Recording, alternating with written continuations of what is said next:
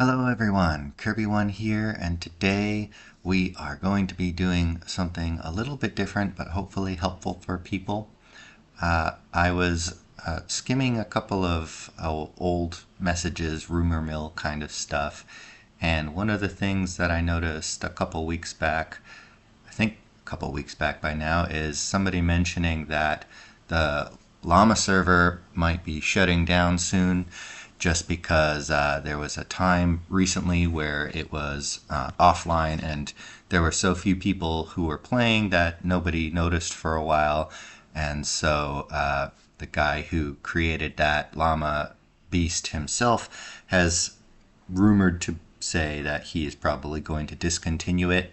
Now, that brings back a couple memories for me just because the first time that I started joining multiplayer, I didn't even know what Discord was. I actually just joined through the Steam forums, was directed on how to join a llama server game, and the first couple of YouTube videos of my games way back years ago now are all actually llama server games that I had the turns emailed to me and everything like that. I probably still have them somewhere buried deep in my email, but I think it's a bit of a shame. But you know, all great things have to come to an end eventually, especially when technology keeps moving forward and support dwindles for older platforms and things like that. And so here we are today with Dominion 6 and one of the newest up and coming kind of, I won't say competition, but alternative options for multiplayer hosting bots that I've actually been using in a game that I will be putting up myself on YouTube later on, and I've really been enjoying.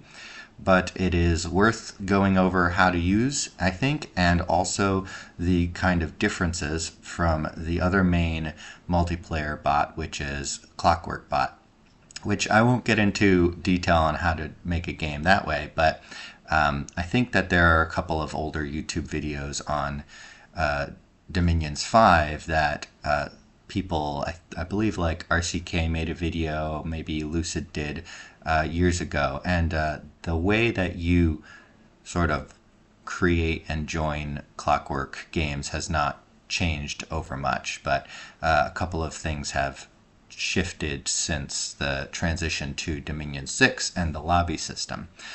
So what we're going to go over is this DominionsEnvoy thing, and DominionsEnvoy is a bot that is really just tracked in its own server right here. DominionsEnvoy, Envoy. I'm going to probably alternate between the two pronunciations over the course of this video, so hopefully it doesn't drive people crazy. But in any event, you just are in this particular server, and it is very sort of minimalistic in terms of just the kind of way that games are tracked here. And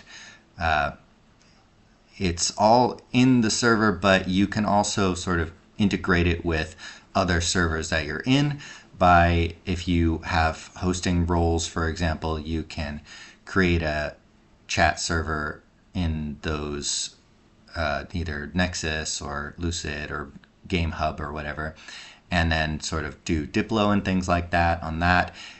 You can also do that sort of things in here in the threads, but they can get lost a little bit in the sort of mess of all the other things, and so you might be better off creating a separate server for talking with people, and then this thread will just give you notifications and messages and things like that. But let's start out on this how to host thing, because it's very intuitive and it also is very open. So anybody who has access to this DominionsEnvoy server, and I'll put a link in the description to it so that people can join here and he can get a couple more followers. This guy, Cersei, is the guy who has created it, and You just follow these instructions right here, and I'm going to do sort of a brief second test. You saw it. I did a little bit of a first test just to see how it worked, and then we'll do a second test here on this video to show you how it works. And then you just create the game, and people can join, and it sort of is very, very easy, and we'll go over that right now. So as you can see, there are a couple of options. One of them is that you can just sort of do it on the roles by using the host command in this game or in this server here, or you can click on this little bit right here and it'll automatically populate it for you. This instruction right here to host, you can just do that anywhere. You just do something like host or host and host open game, and it'll automatically create it. The way that it does it here in this open games list, let's do, for example, a late age game. It'll pop this information up right here. And you just put in the game name, but specifically what's very important in the game name is that you have it sort of written out as you are going to enter it into Dominion 6 when you open it up in the lobby system. So I'm going to do Kirby test 2, and the fact that you have these underscores and everything like that is also going to be very important. It'll boot you out if you don't put an underscore there. And as you can actually see, I'm going to close out of this. You have these kind of instructions that will say you must contain all this numbers, letters, underscores, etc. And it'll give you all these things which you can then dismiss later on. So I'm going to, again, host late age, and I'm going to do Kirby underscore test 2, and then max players doesn't really matter. I'm gonna do like 9, but I'm not actually gonna have anyone join this. And then 1 2 3 4 5, whatever. Again, don't share this out with people. And then I'll just put in here test do not join and submit. And then what it'll do is it'll process, and then it'll pop it up right here. And now from here, we're actually going to go into Dominion 6. So here we are in the game lobby, and from the game lobby, we're going to immediately create a game. And the game now will match Kirby underscore test 2, and the password will also match 1 2 3 4 5 late. And there we are. All right, so here we go. The game has been created, and it automatically detected it from the server. And it has this number of open options. Now, what you're going to want to do is click this apply to join button, and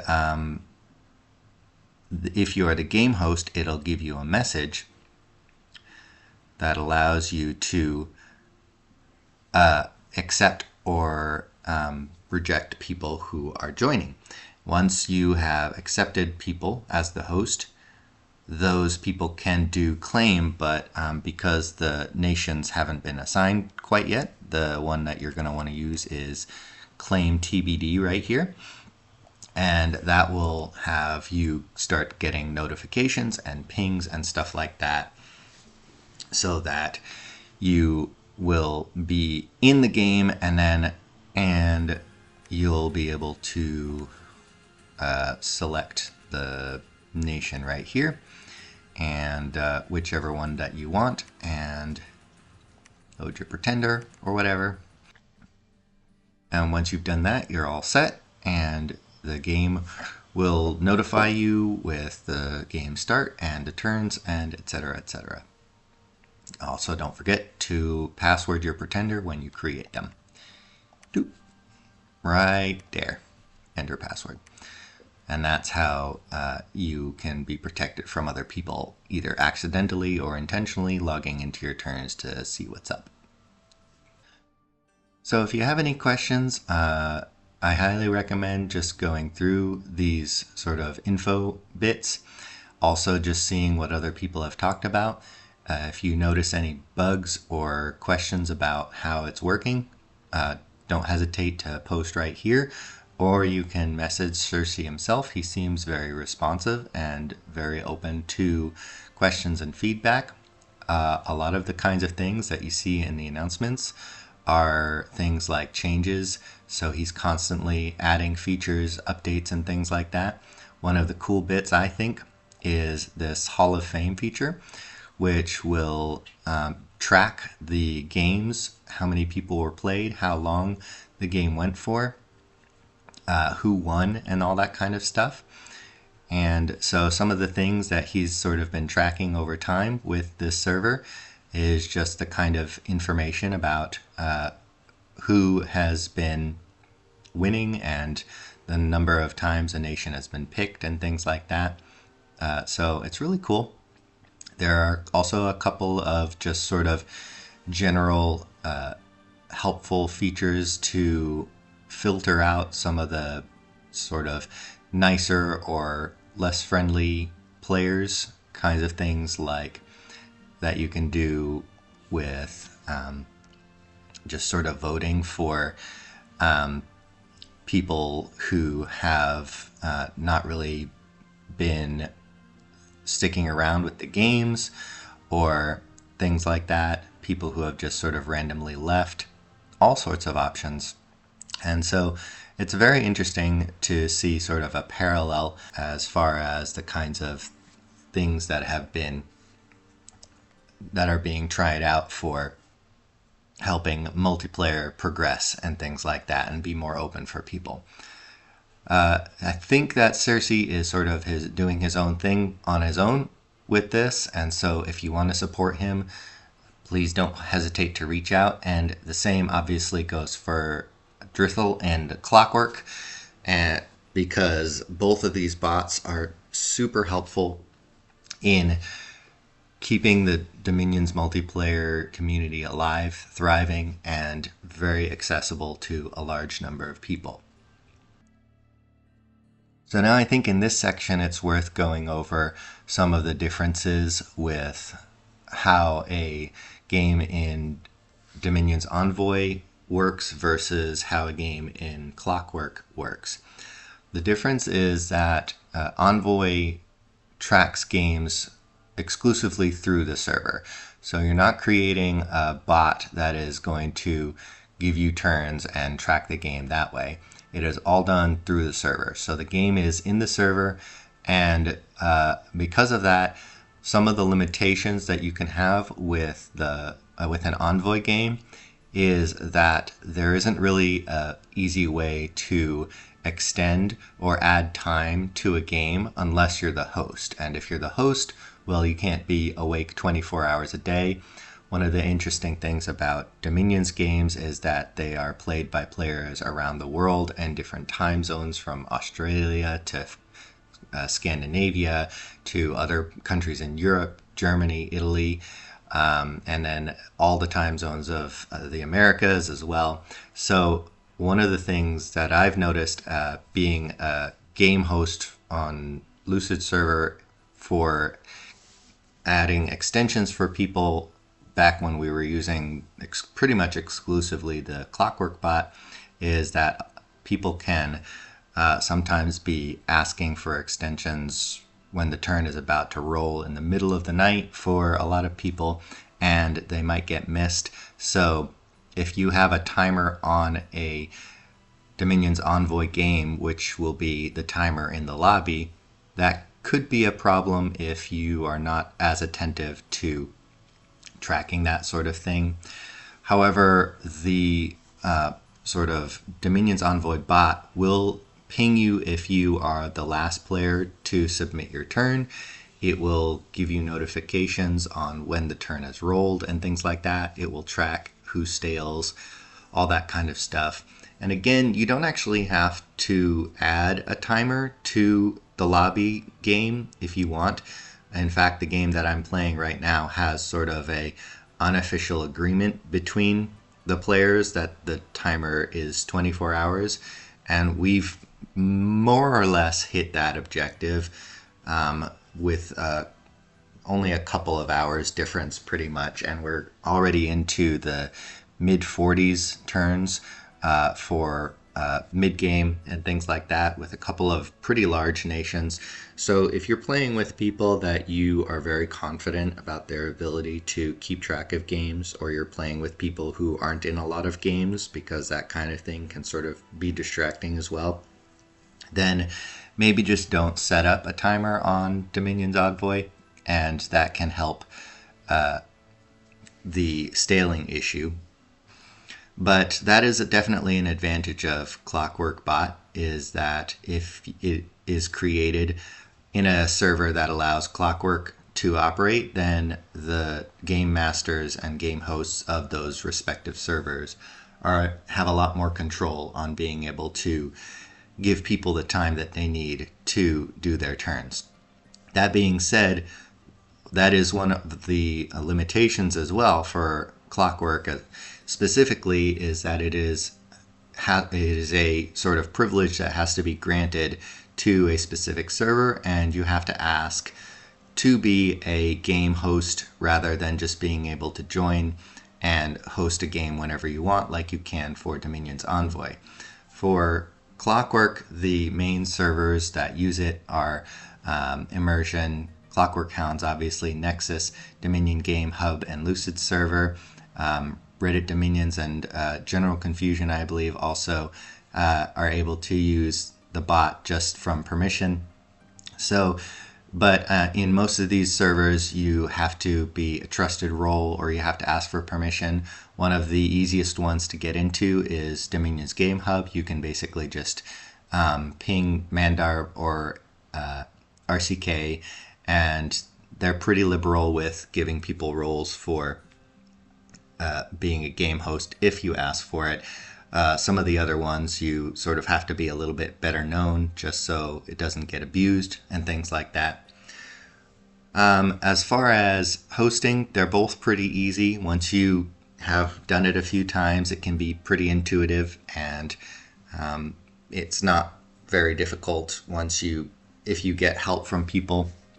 The kinds of things that you need, just ask around. People are very friendly, and people want to help and continue the growth of the Dominions community. So the other thing is saving turns. So if you are somebody who wants to either look back on old turns, or